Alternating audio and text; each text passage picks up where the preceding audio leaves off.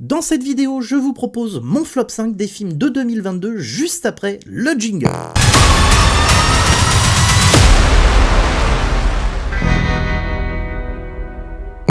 Salut les amis, c'est Matt et après vous avoir proposé mes flops et tops des séries de 2022 qui apparaissent juste au-dessus de moi, je vous propose donc mon flop 5 des films de 2022. Des films qui pour la plupart que j'attendais beaucoup, des films que je pensais qu'ils allaient tout péter. Bon, au final, c'est un peu la douche froide, même si dans de mauvais films, il y a toujours des trucs par-ci par-là à sauver. Je vous propose donc de voir ensemble mon flop 5 des pires films sortis en 2022. Mais avant de démarrer, si vous aimez nos vidéos, eh bien, abonnez-vous et cliquez sur la petite cloche pour être toujours informé de nos nouvelles critiques. Likez, partagez, commentez, ça nous aide pour le référencement de la vidéo et ça nous motive encore plus pour nous sortir les doigts et vous proposer toujours du nouveau contenu que nous espérons bien évidemment de qualité. Et si vous souhaitez continuer à débattre et échanger avec nous, pour les fans de ciné, rejoignez-nous sur notre nouvelle page Facebook Planète Ciné officielle. Et pour les fans de James Bond, retrouvez le groupe Facebook historique Planète 007 officiel, le seul et unique. Attention aux arnaques. Allez, c'est parti! En 5, Spider-Man No Way Home. Alors celui-là, je n'en attendais pas grand-chose du tout. La saga Spider-Man avec Tom Holland n'arrive pas à la cheville de celle de Sam Raimi et de Tobey Maguire selon moi. Pourtant, le retour des méchants historiques avec en tête de proue le bouffon vert de Willem Dafoe ou encore le Docteur Octopus d'Alfred Molina notamment était très fun sur le papier et la méga fausse surprise de la présence ou non des deux Spider-Man de Tobey Maguire et Andrew Garfield, franchement, l'idée était cool. Bon, au final, ils n'en font absolument rien. On peut simplement sortir du lot le personnage du bouffon vert et l'excellente interprétation de Willem Dafoe. Pour le reste, on enchaîne les scènes de pétarade les unes sur les autres sans vraiment d'intérêt et de sens. On fait des blagues qui feront rire sans doute des enfants de 4 ans, pas plus. Notamment la nullissime scène du labo avec les 3 Peter Parker. Mais que c'est long et que c'est lourd. Et les blagues nazes sur le chantier. Oh, Spidey, j'ai le dos bloqué. Tu veux que je te le fasse craquer? Bref, c'est pas terrible. Ah oui, et au fait les amis, pouvez-vous me dire ce que l'on trouve à Zendaya? Elle est froide, elle a un regard vide, l'alchimie de sa Mary Jane Watson ne fonctionne pas du tout avec le Peter Parker de Tom Holland. Bref, la saga du Spidey de Tom Holland, c'est vraiment pas ouf, et le prochain, ce sera sans moi.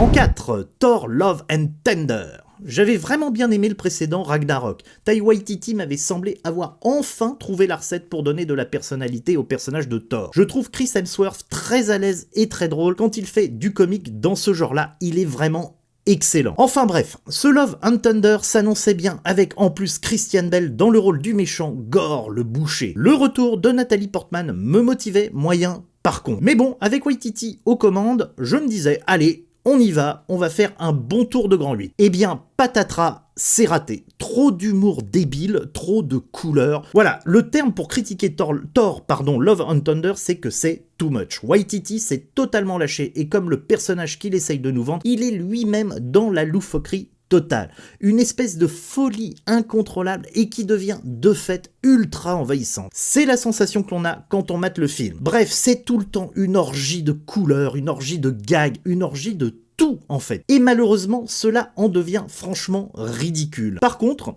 un point positif, j'ai beaucoup aimé l'attaque en noir et blanc des monstres, gros rappel au film de la Hammer. Mais à part ça, un méchant sous-exploité. Dommage quand on recrute un Christian Bale. Bale, d'ailleurs, qui donne l'impression d'être un peu perdu dans toute cette folie visuelle. Bref, Thor Love and Thunder, c'est un méga flop. En 3, The Gray Man. Je n'attendais pas grand-chose à vrai dire. Mais bon, en m'y intéressant, un casting 5 étoiles avec notamment Ryan Gosling et Ana de Armas. Un film d'action-espionnage ayant l'ambition de concurrencer James Bond et Mission Impossible. En plus, The Gray Man est réalisé par les frères Russo qui ont pour moi proposé les meilleurs films Marvel. Bref, ça sentait plutôt bon. Eh bien, patatras, c'est quand même bien naze. La photographie est totalement lisse. L'excès de CGI tue dans l'œuf l'ambition de scènes d'action ultra spectaculaires. Bon, voilà, ça se regarde, mais on s'ennuie tout de même la plupart du temps par manque d'intérêt envers des personnages ultra caricaturaux. Et je reviens sur la réalisation. C'est filmé comme un blockbuster russe qui finisse directement en DVD chez nous. Je le dis et je me répète, Netflix en tête a créé un nouveau style entre le film TV et le film cinéma. Et à plus de 200 millions de dollars de budget, on aurait pu s'attendre à mieux tout du moins visuellement. A noter que la grande séquence finale a été tournée en France au magnifique château de Chantilly dans l'Oise. En 2, Halloween Ends. Malgré un pré-générique plus que prometteur et un excellent générique modernisant comme dans les deux précédents, le générique du Halloween de 78 sur le mythique thème musical de John Carpenter, le réalisateur David Gordon Green tente de faire dans l'originalité et c'est long, très long à démarrer. J'ai piqué du nez 2 fois lors du premier tiers, mais la question que je me suis posée durant tout le film, est-ce une volonté d'originalité ou simplement une intrigue prétexte pour tenir une histoire sur 2 heures de métrage? Je penche sincèrement vers la seconde hypothèse. Et du coup, je suis plus que mitigé sur l'intérêt de cette suite et même au-delà de l'intérêt d'en avoir fait une trilogie. Pas désagréable à regarder, mais pas utile, long à démarrer, mais l'horreur du dernier tiers vaut le coup d'être regardée. Mais quel est l'intérêt d'un Halloween sans Michael Myers? Et dire que David Gordon Green a été annoncé pour faire un remake du chef-d'œuvre de l'exorciste de Friedkin, mais laissez-le tranquille, ce pauvre démon Pazuzu. Les films se suffisent à eux-mêmes. Il a déjà eu pléthore de suites, toutes plus nazes les unes que les autres. Gordon Green est un bon faiseur d'horreur, certes, mais il est à des années-lumière du talent d'un John Carpenter ou d'un Friedkin. Bref, Halloween Ends, c'est bien naze et il mérite largement sa place en 2e position. On frôle quand même l'excellent nanar.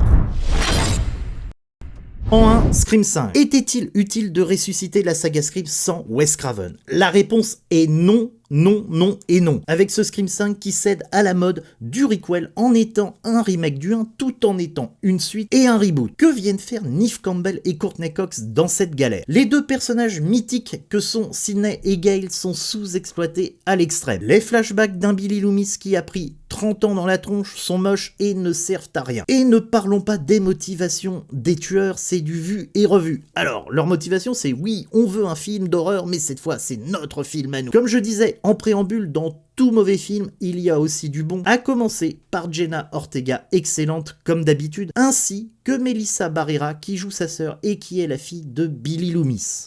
On peut saluer aussi l'approche plus brutale et gore des meurtres du célèbre Ghostface. À part ça, le scénario est d'une pauvreté abyssale. Tout le monde n'est pas Kevin Williamson, malheureusement. Dites-moi en commentaire si vous êtes d'accord ou pas avec moi sur ce classement du flop 5 des films de 2022. N'oubliez pas de liker et de vous abonner si nos vidéos vous plaisent, évidemment. Et moi, je vous dis à très vite pour de nouvelles aventures cinématographiques. Allez, salut, ciao!